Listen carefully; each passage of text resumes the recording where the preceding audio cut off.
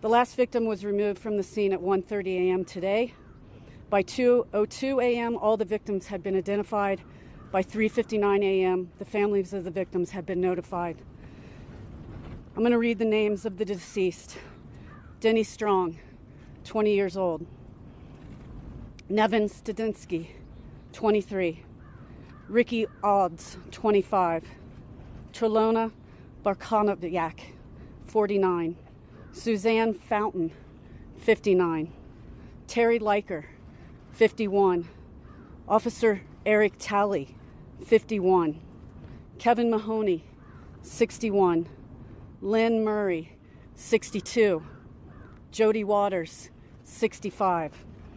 Our hearts go out to all the victims killed during this senseless act of violence.